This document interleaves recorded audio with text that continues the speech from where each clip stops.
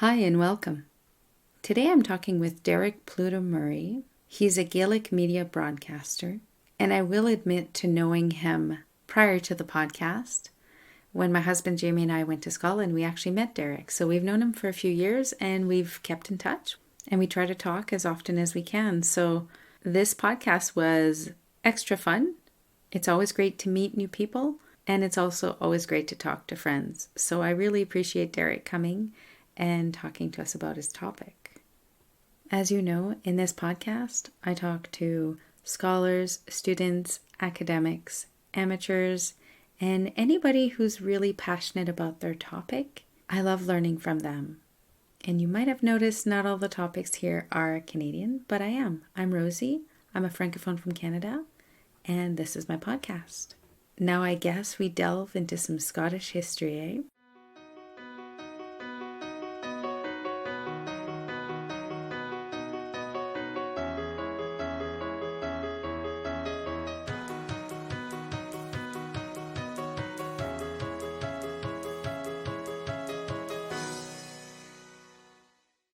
Today I'm talking with Derek Pluto Murray, and I'm actually really interested in this topic because I don't know much about it. So thank you very much for being here, Derek. An absolute pleasure, Rosie, and that would make two of us.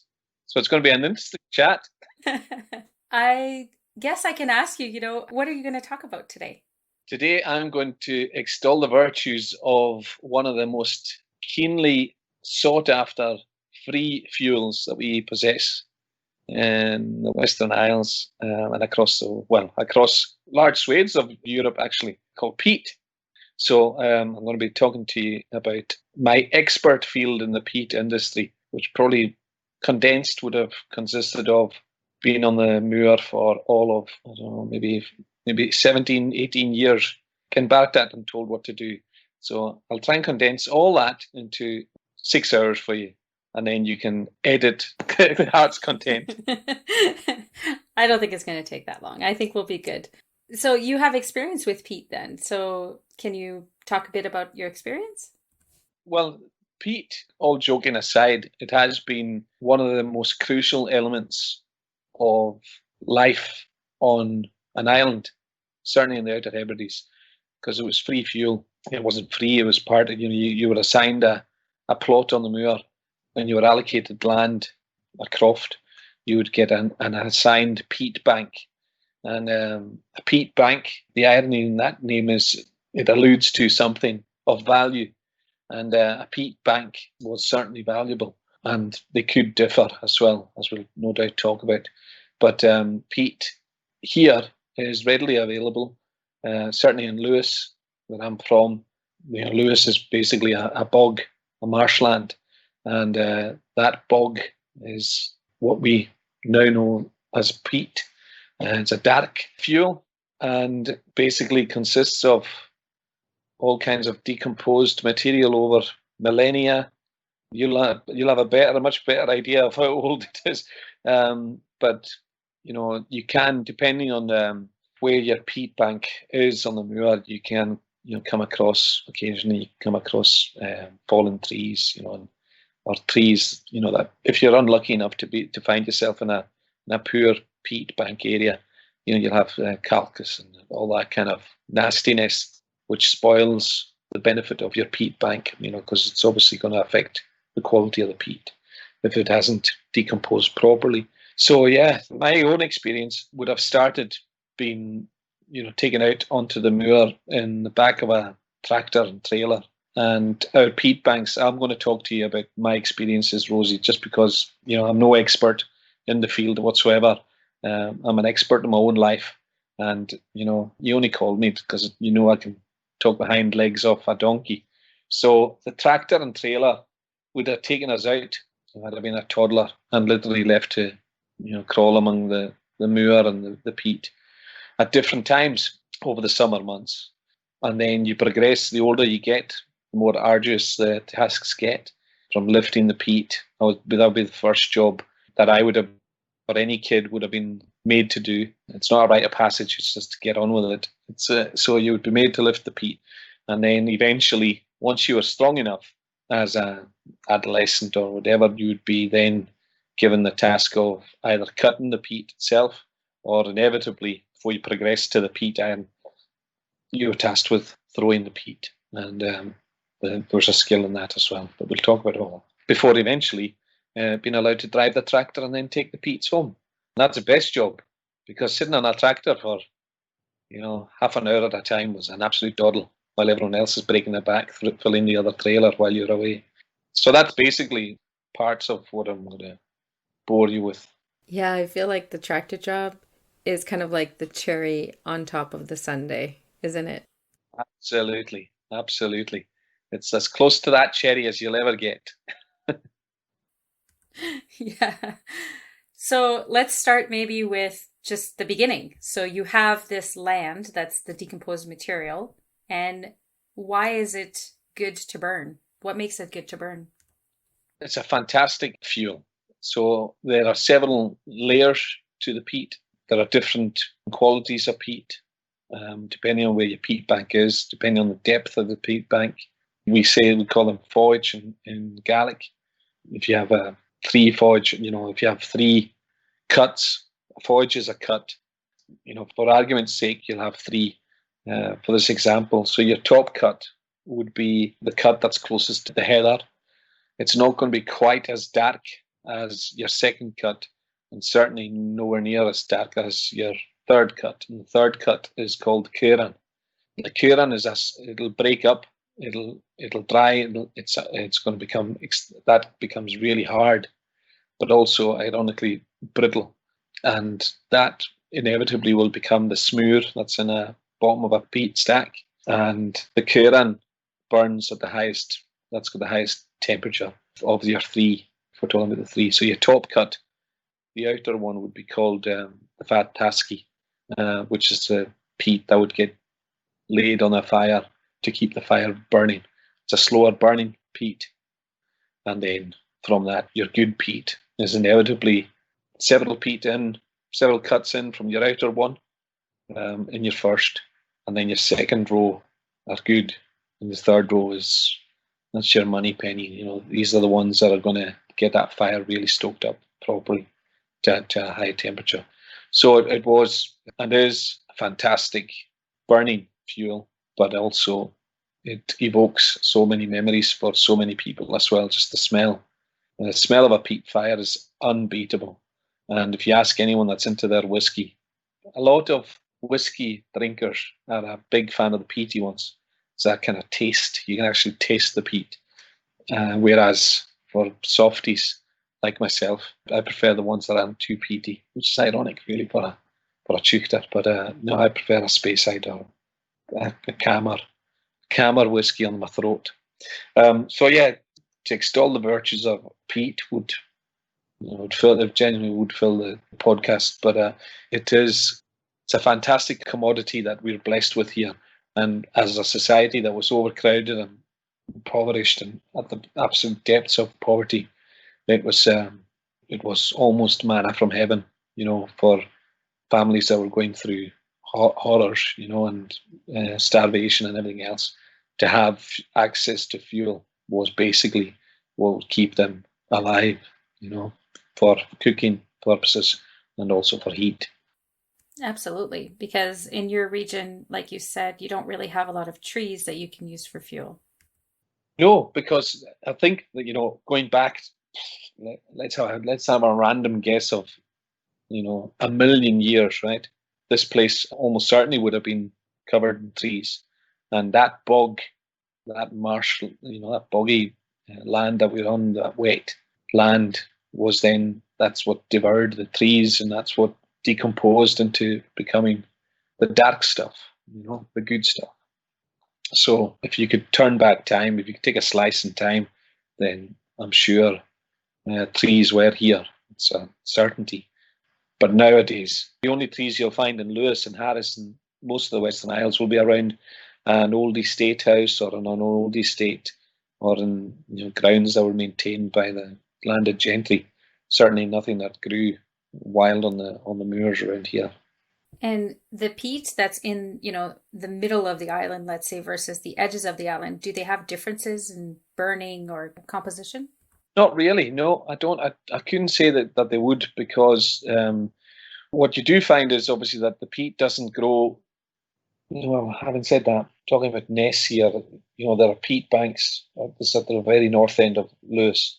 There are peat banks closer to the cliff edge, south of Dell. Ordinarily, when I'm thinking of peat, I'm thinking of the peat, the moor that we have access to at the back end of the village, outside the district boundary, heading inland on the island.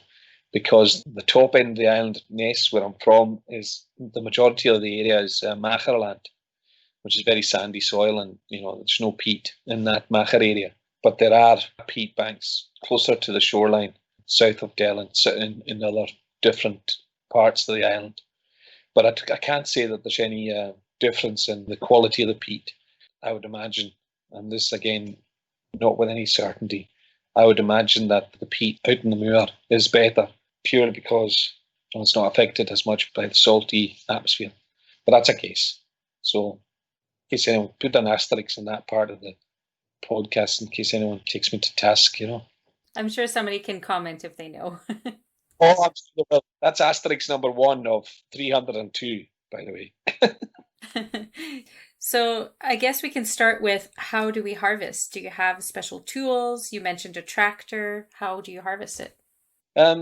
So the first job involves heading out to the moor, out to your assigned peat bank. A peat bank would ordinarily look like moor, heather across the top, and then a ditch that comes off the edge of that. And the ditch will be dependent on how many cuts. But for all our examples just now, we'll just use the 3. You can get peat banks that are 4 and 5 depending on depths, and sometimes as low as maybe 2 or even 1 cut, depending as what slant your peat bank is on. But for this example, we'll just use 3. So your ditch might be 3 feet, 4 feet down. Well, so it is a ditch that runs with water away from the peat bank. It's like that's it. Keeps it drainage. So the first job is called turfing. So you would turf the top layer of heather. I guess that would be what we call roskig in Gaelic, which is like peeling. If you say you're roskig something, you're peeling. But basically you're peeling the top layer of the peat bank. So it's called roskig. Up in Ness, again, another asterisk. Somebody else will call it something else, somewhere else. But we call it roskig. And then once you'll cut, let's say, maybe a meter, a yard, depending on how much peat you want to cut in from the edge of the peat bank. And then you would cut that into rectangles, the top turf. So you'd slice it along, so you're able then to physically lift that sod that you've got.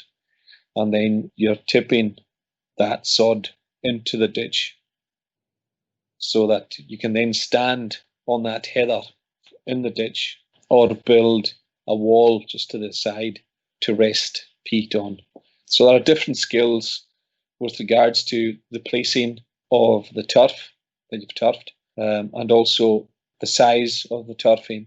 How far you go in will dictate how many peat you're going to take out of that row in towards the edge, the new edge that you've created. And then once you've done that, the glánach, which is the cleaning.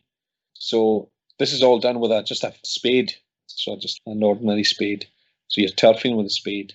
So you go out to the moor with your spade, do your roskig turf, it's called a cape, into the ditch, and then with a spade then you clean that surface area. So you don't have too many ridges, with all the turf sods that you're throwing in. You want to try and keep it as uniform as you can. And there's also a skill in cutting that turf, even from the get-go, because you need to get down deep enough to get to the peat, but not too far to then waste that peat in your sod. But you also don't want to cut it too shallow, or you'll end up with all that kind of earthy, grassy, it's not just heather that grows, there's different grasses. So you get all that stuff in your first peat, in your first cut of peat. And when turfing's been done badly, you can spot it a mile away in a peat stack. And you can spot it a mile away. I saw it actually last week. Somebody's left their peats out And it's obviously somebody that hasn't got a clue what they're doing. And also the fact that it's still there, and it's now October, but in September, speaks volumes. I would almost say that incomers that didn't ask for advice, but you never know. But the reality of getting it wrong at any stage will always be prevalent then back at the house when you're about to put your peat into your fire. So that's the first job, is the turfing, and then so Roscus Norton Clonic. And after you've done that, you could start cutting your peat straight away. But ordinarily, people will head out there and take, the afternoon or the day turfing, depending on how many peat banks you're doing, and then come home and maybe, hopefully, not let it get too wet. If you're in inclement weather, you don't want that exposed peat getting too boggy. So you want to be doing it soon after turfing. Some people do decide to just turf and then cut straight away. But from my memory, we always preferred to clean it and then come back the next day or the next weekend. Or the weather always seemed a lot better anyway, 30 years ago when I was 30 plus, 40 years ago. And from that, you're ready for the next stage. And the next stage is the crucial part, and that is the booing, the cutting. So for the cutting, I would be interested in knowing if you're cutting big pieces or small pieces. So if you want to detail that a little bit, it'd be great. Yeah, absolutely. The cutting we use up here, we have what's called a tarashkit. That's your peat iron. And peat irons differ, sometimes from island to island. But I know that the Irish peat iron is completely different to ours. Our peat iron has a long wooden stem that is encased into the actual iron part of it, and it has a blade, comes down it and then cuts it along at right angles. That blade is what's called the iron. Above the blade, there'll be a step, usually a triangular shaped kind of thing, that you stand on with your leg to push the iron down. So, you know what you should do? You should invest in a wee graphic that can pop up on your podcast, like a pop-up thing with photos and things. That'd be nice. It'd be a lot easier than me trying to scribble it in my head and then decipher it through a rambling sentence. So the peat iron looks like it's like a very small L, being crude. So it's an L shaped, with the bottom part of it being very short, maybe 18 inches, 18 inches, 20 inches in length. And the first peat, the top layer of the three, the outer one is the one that's the exposed part of the peat bank. And somebody that knows what they're doing would cut the outer one just that fraction wider than the peat iron. So the peat iron has a set width, and somebody that's good on cutting will always have a uniform size. But if you know what you're doing, the outer one should be maybe 1.5 inches, maybe a couple of inches, 3 inches, just a bit wider, a bit thicker. And then that would be what we call fat tasky. Remember I talked to you earlier about the peat that gets left on top of a fire? It's the one that slow burns. Well, this one is a slow burner because it's got the outer edge that's been exposed. It's not going to be as neat. It's not going to be as sliced on the outside for obvious reasons. But it's also going to be that bit thicker, so it'll last longer. So that's a fat tasky. So the outer slice of the top will be your fat tasky. And that fat tasky then has a crucial role to play in at the house when the peats have been gathered and you build your peat stack. We'll talk about that further along the line. So the peat iron is something that it's a rite of passage if you're cutting peats with your dad. Inevitably, it was father or your grandfather.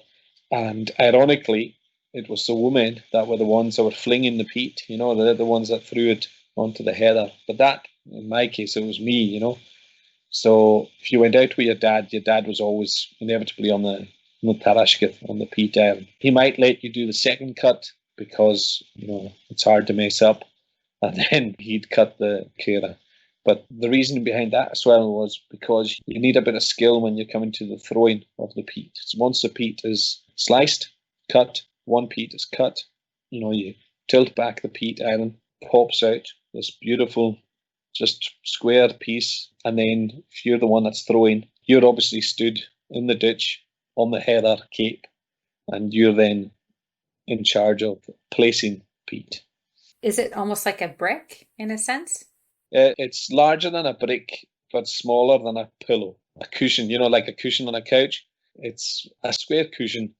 Maybe I'm looking at the cushions I've got over there. It doesn't matter. It's as if that was going to make a difference to what my answer was going to be. It is a square, but it's not. It's not a brick. It's not a block. It's more square than that. But the thickness wouldn't be far off it. Thickness of a block. You could pick it up with one hand. No problem. So yeah. So you were mentioning how the women were in charge of throwing the peat. So what's the technique behind that? So the women or the children, or if you're out in a gang, this is another thing. A huge part of the peat process was the community element of it, where you would have men who were usually free only on a Saturday, who would go out in gangs and cut each other's peats, and they'd do it over a course of maybe 2 or 3 weeks, doing each other's peats as and when they could, after work, late at night, in the evenings, or certainly on a Saturday, never on a Sunday, as you know. And the woman, the throwing part, although I'm saying it's a woman's job, that's my memory of it. That part was crucial because your first peat was going to be the biggest one, and that was the one that could take being thrown the furthest. So your first peat would have to get thrown out. Because you're standing below the man that's on the peat iron, you're on the inside, what we call the inside of the peat bank. Standing in the ditch, you'd be throwing usually out to your left-hand side and throwing out maybe, trying to think in feet. You need to be throwing it out, certainly 12, 15 feet. And then from there, the next peat would join in behind it. And the skill was in throwing the first one out furthest, next one in right up beside it, next one in right beside it, right beside it. And that way you knew that you had space, between your furthest one out, cutting all the way in. And then your second cut, once you've taken the top tier off, you carry on all the way down, taking off that first cut in the peat bank. And then you come back, and then you take the second peat all the way along. When you're cutting the second one, that usually was thrown onto the top. Well, this is what we did, but you could do it vice versa. And then you wouldn't have to throw it out as far, because you could build a garden wall, where they were stacked on top of each other, just edge to edge. So they would sit uniformly along the top. And then your third cut would sit on top of that, or on the very inside of the ditch. So your Kieran, which is the last cut, the darkest one, would sit closest, because it was the one that was darkest and probably, the wettest. But because of that, you couldn't throw it, i.e., for 2 reasons. It was very, very wet and heavy, but also any kind of damage you inflict on that dark peat, it's going to dry very, very quickly. It's going to become brittle. And then once it dries, it breaks up. And then you end up with a Kieran, which is like the smaller bits of peat. And you don't want too many Kieran, because then you don't want it all going back in bags or in what would become a smear. And that was almost like a crumb, like a top of an apple crumble, that kind of stuff that sits at the bottom of a peat stack. That's a smear. You want like a dense material so that it burns hot, right? Yeah, absolutely, yeah. And inevitably it will break down, but you want to give it every chance not to break down too small. So after that, you have the joy of driving the tractor or the wheelbarrow home? No. No? After the joys of breaking your back, cutting peat, throwing peat, you leave it out there for, let's say you've got a really nice spring, summer, maybe 4 weeks, 6 weeks. So then you go from buoying, the cutting, to the tokar. And the tokar is the lifting. So you've left all these peat facing skyward, drying, baking in the tropical 12-degree heat, 12 degrees Celsius. Although sometimes it could be Fahrenheit in this place. That exposed side has dried in that period. So once that side has dried, what you want to do is go out and lift it and what we call lifting is literally lifting two peats that are dry and edge them up together so that they're coming off the heather and coming off the ground, and the dry parts then become the shadow side of the peat, exposing the wet side to the elements, to the wind and to the sun. And inevitably, in our case, what we did was brought two together and then put another one on top.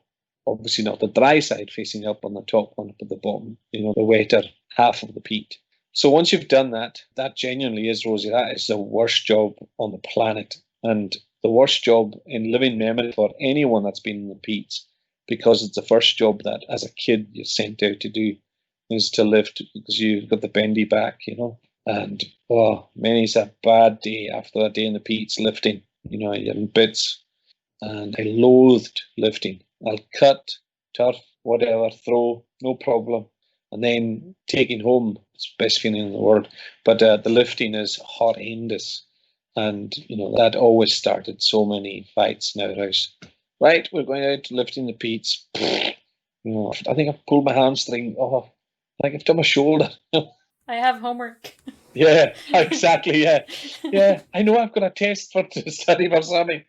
So, it is genuinely the worst job. And inevitably, that was also left to the woman. Historically, it was always left to the woman and the children. A lot of the time, crofters in the summer months, the women would take the animals from the black houses and head out to the moors, to the shillings, to the Aries, Arivialich and Cuishadder down at the top end of Ness. They would be there, and that was part of their job, was to lift the peats. And then after you've left them to bake, because now we're into July, and the weather's really getting good, we're up into the high teens, and it's probably going to be another 4 weeks after that before it's ready for taking home. Some people would collect it, gather it, in the peat bank, but we never did, because it's like double handling, it just made no sense. I see I drive past other peat banks, other peat areas across the island, and I think some people genuinely do that. But I think part of the reason that they do that is maybe the access for the tractor for collecting wasn't great. We were blessed with two. My grandparents and our own peats were good peat areas. So the tractor was never, I was going to say never a problem, but inevitably there was one tractor getting bogged, and especially my granny Bobby's, my granny Haberst's peats. Many's an expletive was spent out there, screaming at a tractor tire. And you'd go out, you always knew when it was time for taking the peats home, because you'd see all the tractors in the village would be double wheeled, That's it. What's it doing? Double wheels on. Going out to get the pizza. Yeah. Spread the weight and give you half a chance of getting through and taking it home. So the taking home of the peats is exquisite. It's the most euphoric moment. I'm wondering, with the lovely weather in Scotland, which you've alluded to, and rain, how does that affect the drying times? Do you really have to time your peat cutting and your peat drying? Yeah, you do. You want to try and cut your peats as long as you haven't haven't in the middle of a horrendous spring. You want to be trying to cut them in April. Inevitably, that was the Easter holidays, That was the joy of the Easter holidays. Some people cut them sooner than that, but now, especially nowadays, might have got away with it 40 years ago, but or 50 years ago, but now our spring is horrendously wet. Our winters are wet. So if you're cutting and leaving it on a wet ground and exposed for a length of time in wet circumstances, you're going to have a poor peat, poor quality, because it does affect it, because your handling of it. If you're handling a wet peat, you're going to leave finger marks, and all these indentations are just giving an opportunity for it to break up. So you want to cut it in April time, lift it in May, sometimes into June, and get it home in July, August, sometimes even early part of September, depending on how bad the weather's been. But the skill is in making sure that when you go out to lift them, that one side is exposed, that has been exposed, is dry, and then give it the chance to complete its process out in the moor before you think about taking it home. It definitely sounds like a game of patience. Yeah, oh, nothing's going to happen quickly, and it is a lot of graft. And that's why certainly in the last 20, 25 year practice almost disappeared. There's a lot of people that didn't cut peat at all. A lot of houses now are fueled on oil or gas, but with the oil prices going the way they were going the last number of years, you've seen more and more people going back out and using their peat bags, which is good. I think it's vital, vitally important because it's part of our culture. But then inevitably, what comes with that is people that have a annulus. What's that? It's the English translation of that is ignorance, which isn't right. It's an annulus. And Eolus is when you're used to something, when you have the experience. So it's a lack of experience is annulus. So the annulus is when people think that they know how to do it better and inevitably make an absolute car crash of it. So you do see some horror stories and see some horror peat banks. Because another part of the skill of the cutting element of it is leaving it, the wall, once you cut against the last edge of that area that you've cleaned into the edge of what's going to be next year's edge of the peat bank. You want to leave that uniform and clean, so that you don't have big chunks. So you want to slice it nice, like a cake, you want to slice it nice. You don't cover it like for the next year, you just leave it to dry. So you need to leave it exposed to the elements because we're not that bothered about even being too precious with it. It's not that kind of commodity. But the advent of people going back to the moor to cut is good. But there was also the technology that came along called the sausage peat.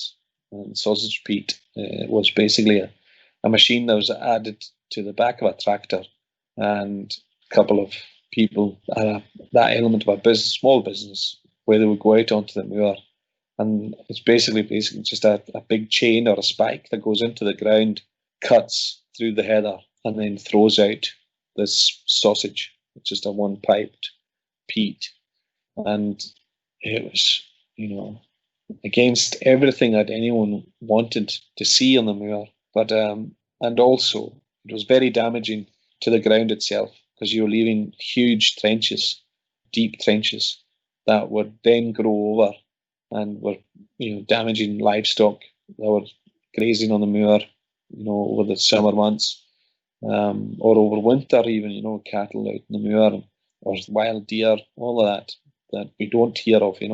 But what that also did was it encourages then the water table to gather around that. So any area that was cut with machine cuts for the sausage peats would then create a kind of small loch area.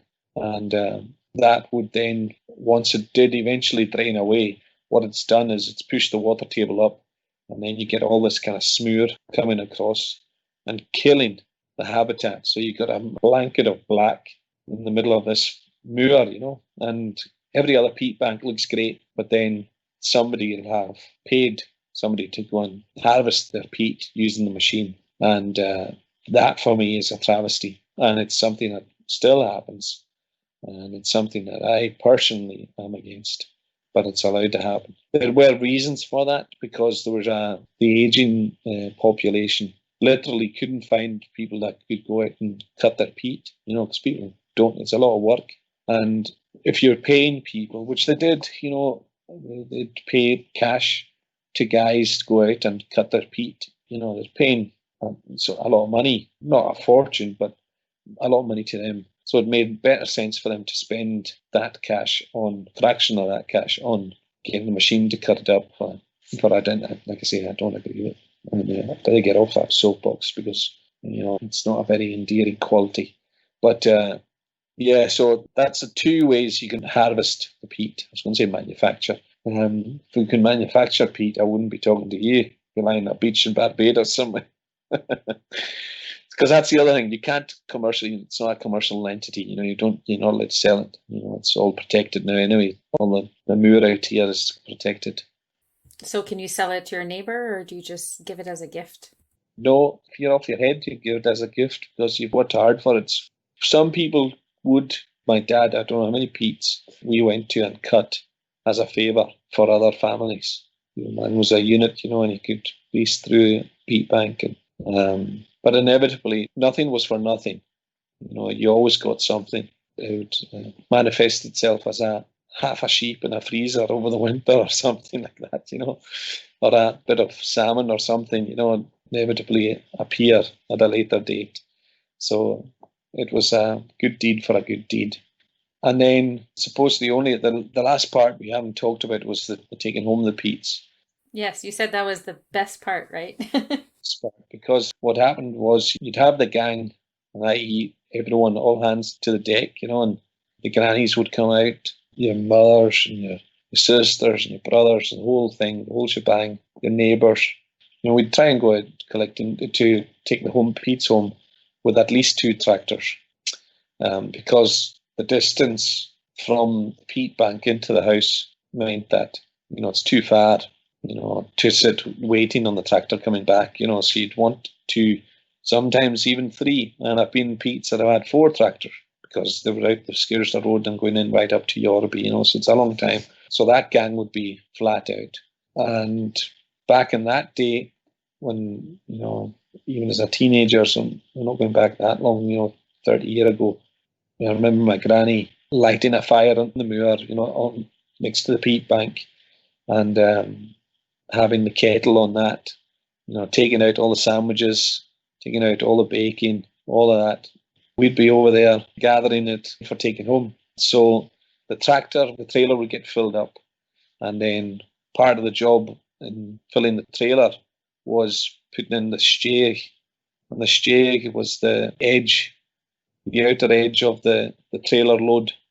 You'd curve the load into the centre to protect it and stop it from falling out. You're not stacking it up. It's not like a game of Jenga in the back of the trailer.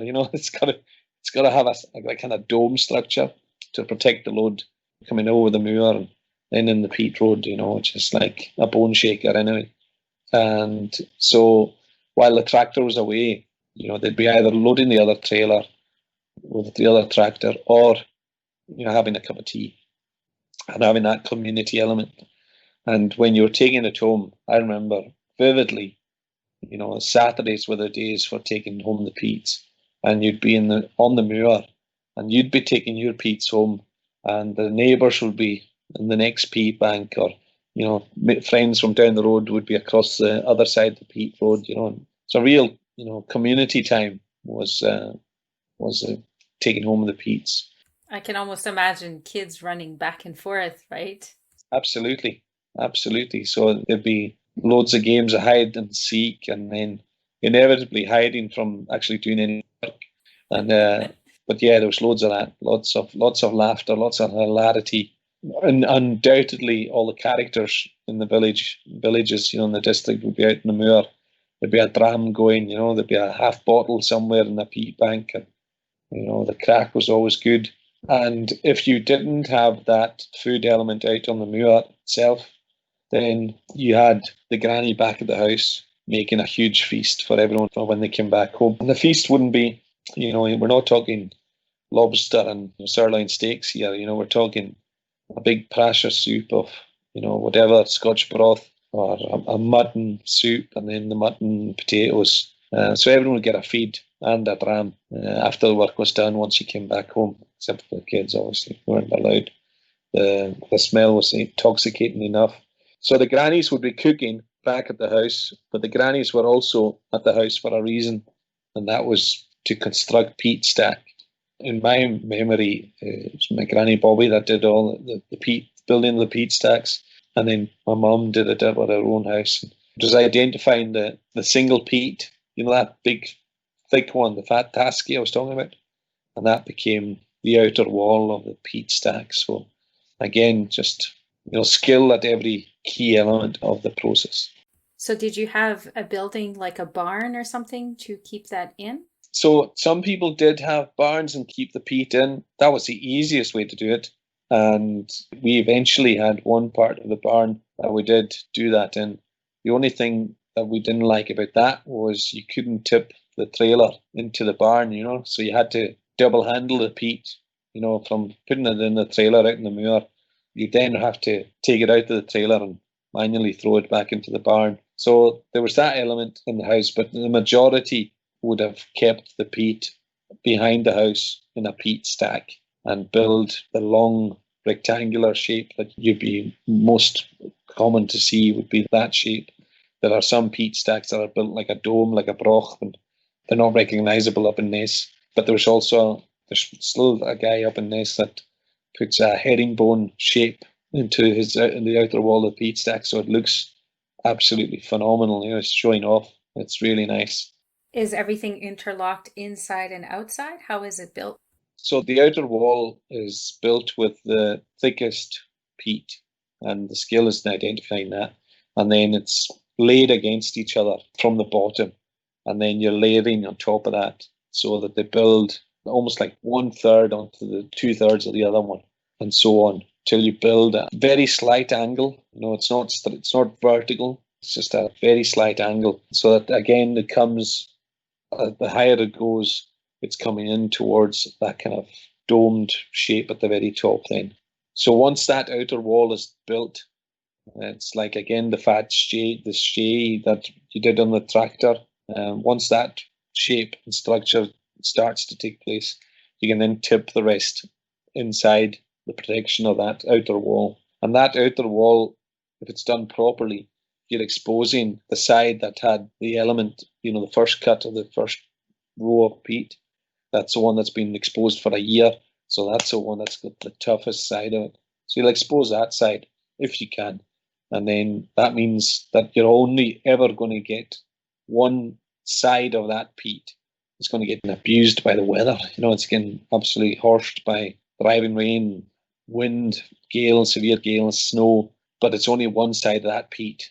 And it's the smallest side, surface area of that peat that's getting exposed. So the majority of that peat the integrity of that peat is always going to be half decent. It might go in as far as half the peat, with regards to its soddenness, but everything on the inside of it is going to be protected. And peat stacks can be anything from 8 feet, 12 feet, some 15 feet wide, so it's a big area, depending on how much peat you've cut. And then peat stack itself will be as long as you've got, The reason we had large peat stacks down at my granny's was the house was originally the bakery in Ness, and that's what they used to fuel the ovens, was the peat. So they had large peat banks out in the moor, and then large peat stacks behind the bakery, behind the house. So that's my memory. That's what I equate a peat stack to be. But, different people have different practices. So you also mentioned that you had different types of peat with, let's say, the example of the 3 cuts, and they burned differently. Yeah. Did you place them in a specific way in that dome shape? The first one was always, you tried to get that one to be the outer wall of the peat stack. And then the second and the third, didn't really matter, because the last loads that come from the peat on the moor, from the peat bank area, the last load was always going to be the Kieran, the last cut, the deepest cut of peat. You would put that one into plastic bags, old sheep feed bags. You'd keep the plastic bags and then fill that up, and then you'd take the bags home, and you'd either tip your Kieran into the centre part of your peat stack, down the middle bit, before you then closed it off, or you would just stack them in the barn, your Kieran in the barn. So it was usually your first, second, if you had a fourth voyage, then you'd have a bigger peat stack again, and your Kieran would be kept in these bags to maintain its integrity if you had a barn to keep dry, or protected into the centre part of the peat stack. I'm almost imagining that you know about the different types of peat in your peat stack, similar to how somebody using wood would know what kind of wood they're using to burn their fire. Can you take us through how you would build a fire with these different peats? So to start a fire, you would go into the centre part. You would look for the Kieran. That would be inevitable. Everyone knows firelighters, so we're not going to talk about sticks and matches and anything like that, but you'd have a firelighter. You'd only use a very small amount of firelighter, You'd build, if you had old papers or whatever, or kindling. Kindling's now so easily, readily available. You'd use kindling. Starting a fire, but if you're building a peat fire, you'd started using the Kieran, the driest and darkest. It's going to burn the quickest. It's going to burn at the highest temperature. It's going to start you off. And then from that, you could then stack it, your second cut and your third cut if you had 4 or whatever. Use the inverted commas browner part of the peat. And then if you're going out or you want to leave, leaving fire to just burn, you don't have to be going out. You just leave the fire to burn slowly throughout the house and just keep a gentle heat. You'd use the thicker or the heavier. It just looks like a heavier peat. That's your fat tasky. And that's the one that'll give you the slow burn and maintain the integrity of the fire. Since you're kind of digging through this dome of peat, are you closing up the gaps as you go? No. So you're open at one end and you just keep moving in. So one end is always going to be open, but you're trying to keep the outer wall to protect it as much as you can. So you keep the outer wall, but you're taking from maybe 2 or 3 feet from behind that. So there's that outer wall is still there. And that was another skill in facing your peat stack away from the prevailing wind, so you would open your peat stack at the point, it's away from the westerly. Because here, you'd be facing inland inevitably. And yeah, so that was another part of the process. Well, I mean, that kind of covers it all from the harvesting to the cutting to the stacking to the burning of the peat. So I really appreciate you going through all those steps with us with your experience. Thank you very much. You're very, very welcome, Rosie, anytime at all. If you need somebody to chanter about anything, I'll pretend to be an expert on anything at all. It's a pleasure. So I enjoyed it because it provokes lovely memories, and it's the usual rose-tinted glasses, it wasn't really that bad, but it was horrendous. Nobody liked it, it's just a hellish chore. But we all got the benefit of that through the winters and these glorious peat fires. Absolutely. And you had sent a fun fact. Do you mind sharing the fun fact? It's not an island thing where I don't, it's a fun fact because I don't tell anyone. I was 15 and I'd attended the Gaelic Drama Summer School down in Benbecula, which was a residential course. Our Gaelic teachers had offered us a place at this summer school. Oh, like, summer school? It was completely alien to us. It was an American thing, I'd never heard of it. And the last thing anyone wanted to do was spend any longer in school, summer school, and it sounded horrific. And then they said, "Oh, it's been Becula." I'm like, "Oh," and it's a new hostel and a new school and a new theatre, and it's all going to be, kids, adults, and young adults going. And so sign me up. 3 weeks away. It's fantastic. Get away from taking the peats home, and or lifting the peats. It was even better. So I was there in 1989, and they had a writer in residence, lovely guy, Tom Collin, and he was an older gentleman, and he helped us write our play. We did a kind of work in progress kind of theatre classes through the summer, and I really enjoyed the writing and scripting. And he says, "No, you're pretty good at it, and I'd like to encourage you to keep writing." And it was thanks to him that he actually sent through the Gaelic Arts Project, in Yala, sent me some information on a competition that the Scottish Youth Theatre were running. And it was for play, short play. And I sent mine in. I'd written a play about Macantronich. Macantronich is a serial killer on Gàidheal Lewis. I can see you smirking and laughing there, but honestly, I can see you're going to ask me one day, tell us all about Macantronich. So this guy went around haunting and killing on Lewis, and it was a joy to work on. And I got some stewardship from Tom Callum, and lo and behold, Scottish Youth Theatre then awarded me the Young Playwright of the Year on the back of it in 1989, and it was taken to the national. The Nationals, and missed out on being showcased in London. The Scottish Youth Theatre were gutted, and that was it. I now scribble sketches and do different things, but I'd like to get back into my writing once I get time and disengage the mouth, because the mouth and tongue are in full tilt all the time. Talking to myself in a cupboard has not done me any favours, Rosie. You know, this is the last time you'll ever ask me to do anything. That's a long time ago now, but it is. It's nice. I was laughing a little bit because I can almost imagine this young boy just fascinated by this terrible person terrorizing the island. Yeah, yeah, that's exactly what he did. And when you come back over, I'm going to show you Macanthronich's cave. You have Macanthronic. It's in the castle grounds, and dismembered bodies and stories on the moor and the shillings, and yeah, It makes for good ghost and haunting stories.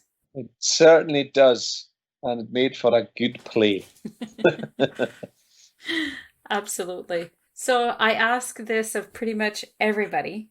If you had a time machine, because this is a history podcast, if you had a time machine and you could come back safely, is there somebody you want to meet, somewhere you want to go, an event you want to be even observing or partaking in? Oh man, that is such a good question. And I've listened to your podcasts, and I never even thought of thinking of one for myself. I think oh, I would love to spend more time with my granddad. You know, he's left us 20 years, you know, but I loved, he was my hero, you know, and he's still my hero. And I loved learning from him, growing up with him and learning, getting the crack with him. He was a funny, funny man, you know, and I love to have got to know him more and more, you know, and so some time spent with him would have been an absolute, some more time spent with him would have been an absolute joy. If you're looking at proper figures in history, then recent history, I'd like to have gone to the European Cup final when Celtic won in Lisbon in 1967. That would have been amazing. Or if you're going to go back, further back than that, I'd love to have been around, but in a position where I was wealthy, around the time of when the Broch, the Carlo Dún was occupied, or even around when Chample Wake up in Yorubie was built, you know, and you know, that Christianity had come to the islands for the first time, around the time of the clans. You know, I'd love to have been a clan chief. Oh man, can you imagine? That would have been just absolutely fantastic. Rather than some pleb sitting in a overcrowded black house in the horrors of poverty, you know, to be a clan chief and looked after, that would have been at the absolute bomb. So yeah, round about.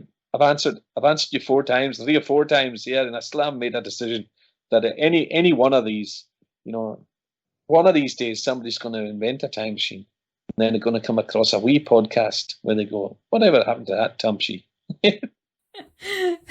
Well, I think that those are all really good options. It's very much a range, you know, family Yeah, and then clan leader.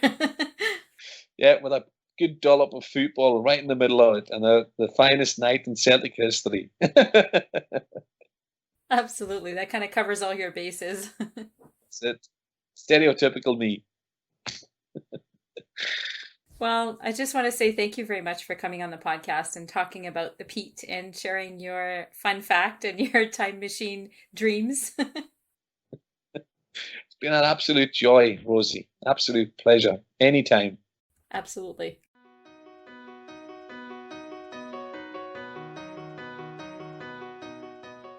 Morin Tanga Harich, I'm so happy you were able to come on the podcast. And honestly, unless you live in the climate, we don't really think about peat cutting and what it meant for communities. So I really appreciate you sharing all of your experiences. There are no book recommendations, but make sure to check out the blog post. I will be adding some pictures, although unfortunately, I do not have an animation as Derek suggested. Maybe if somebody has one, they can help me out here.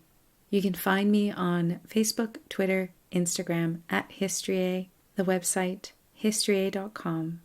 And also, if you have some time to rate this podcast, I would really appreciate your effort. It helps people find me, and that's always a great thing. I love meeting new people. I would like to take the time to thank my husband Jamie, our brood of kids, our family, our friends, the teachers who have helped me along the way. Without you, I would not be adventuring through history. Un grand merci.